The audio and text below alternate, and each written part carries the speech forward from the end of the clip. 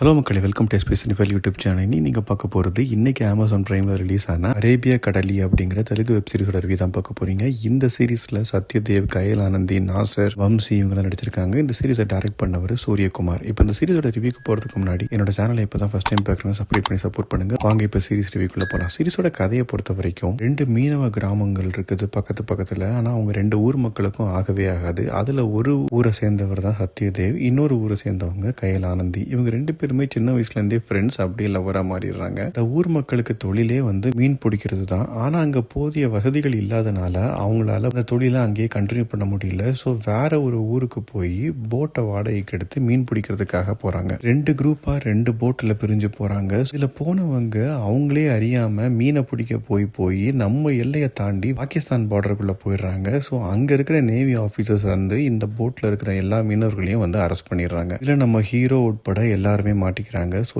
இப்போ பாகிஸ்தான் ஆர்மி கிட்ட இருந்து இவங்களை எப்படி திரும்ப மீட்டு கூட்டு வராங்க. இந்தியா சைட்ல இருந்து நாசர் தான் கவர்மெண்ட் அபிஷியலா பேச்சுவார்த்தையெல்லாம் நடத்திட்டு இருக்காரு. அண்ட் கயல் ஆனந்தியும் அவங்க சைட்ல எவ்வளவு ட்ரை பண்ண முடியுமோ வம்சி கூட சேர்ந்து ட்ரை பண்றாங்க. இவங்களால அந்த எல்லா மீனவர்களையும் மீட்டு கொண்டு வர முடிஞ்சுதா, அந்த மீனவர்கள் அந்த இடத்துல என்னென்ன மாதிரி எல்லாம் கஷ்டங்கள் படுறாங்க அப்படின்னு காட்டுறது தான் இந்த சீரிஸோட மிச்ச கதை. இது ஒரு த்ரில்லர் டிராமா ஜானர். இப்போ இந்த சீரிஸோட பாசிட்டிவ் நெகட்டிவ்ஸ் பார்க்கலாம். எனக்கு முதல் பாசிட்டிவா தோன்றது, இந்த சீரிஸ்ல மீனவர்கள்லாம் எவ்வளவு கஷ்டப்படுறாங்க. உங்களுக்கு கிடைக்கிறது என்னமோ சின்ன அமௌண்ட் தான். ஆனா அதுக்காக அவங்க போடுற எஃபர்ட் எல்லாம் பாத்தீங்கன்னா நம்மளால கண்டிப்பா அது இமேஜினே பண்ண முடியாது. கடல் தண்ணியில நடுக்கடல்ல எங்க இருக்கிறவங்க கூட தெரியாம இந்த உப்பு காத்துல சாப்பாட்டுக்கும் கஷ்டப்பட்டு யாரையும் கான்டாக்டும் பண்ண முடியாம ஒரு ஃபேமிலியை மிஸ் பண்ணிட்டு இவ்வளவு பல பிரச்சனைக்கு நடுவுல கொஞ்சம் வர காசுக்காக அவங்க அவ்வளவு எஃபர்ட் போடுறாங்க. இந்த கஷ்டங்கள்லாம் இந்த சீரீஸ்லாம் நல்லாவே காட்டியிருக்காங்க. அதே மாதிரி இந்தியா கவர்மெண்ட்டை பொறுத்த வரைக்கும் எல்லா பொலிட்டீஷியன்ஸும் கரப்டான பொலிட்டீஷியன்ஸ் கிடையாது, நல்லவங்களும் அதுல இருக்காங்க அப்படிங்கிற விதத்துல காட்டியிருக்காங்க. அதுவும் பார்க்கறதுக்கு நல்லாவே இருந்தது. பெர்ஃபார்மன்ஸை பொறுத்த வரைக்கும் கயல் ஆனந்தி அண்ட் சத்யதேவ் இவங்க 2 பேருமே நல்ல பெர்ஃபார்மன்ஸ் கொடுத்திருக்காங்க. நாசருக்கு ஒரு பெரிய ரோல் இல்லாட்டாலும் கொடுத்த ரோலை அவர் வழக்கம் போல கலைக்கிருக்காரு. வம்சியோட கேரக்டரைசேஷன்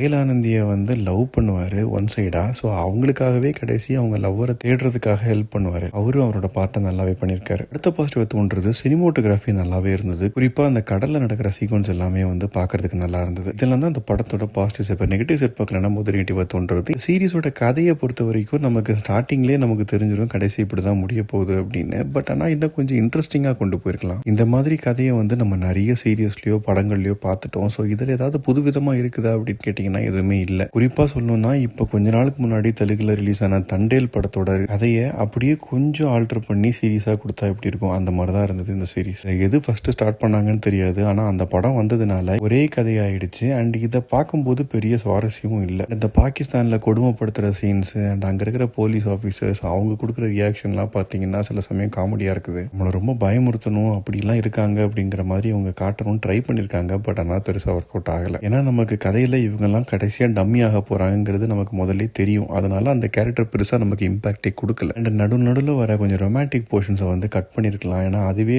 சீரிஸோட டியூரேஷனை கொஞ்சம் இழுக்குது. ஏன்னா இந்த சீரிஸ் மொத்தம் 8 எபிசோட ஆவரேஜாக அரை மணி நேரம் ஓடுது. அதுக்கான கண்டென்ட் இதில் இல்லை. மொத்தத்தில் இந்த சீரிஸை பற்றி சொல்லும் அப்படின்னா ஒரு வழக்கமான கதை தான். அதில் இதுங்க டிஃப்ரெண்ட்டாக ப்ரெசென்ட் பண்ணியிருந்தாங்கன்னா இன்னும் கொஞ்சம் சுவாரஸ்யமாக இருந்திருக்கும். அப்படி இல்லாதனால ரொம்ப ஒரு ஆவரேஜான வாட்சாக தான் இருக்குது. இந்த சீரிஸ் தமிழ் டப்பிங்லையும் அமேசான் பிரைமில் அவைலபிளாக இருக்குது. இன்கேஸ் நீங்கள் பார்த்தீங்கன்னா உங்கள் ஒப்பீனியன் என்ன அப்படிங்கிறத கமெண்ட் செக்ஷனில் சொல்லுங்கள். அடுத்த ரிவ்யூவில் சந்திக்கிறேன். Bye, take care.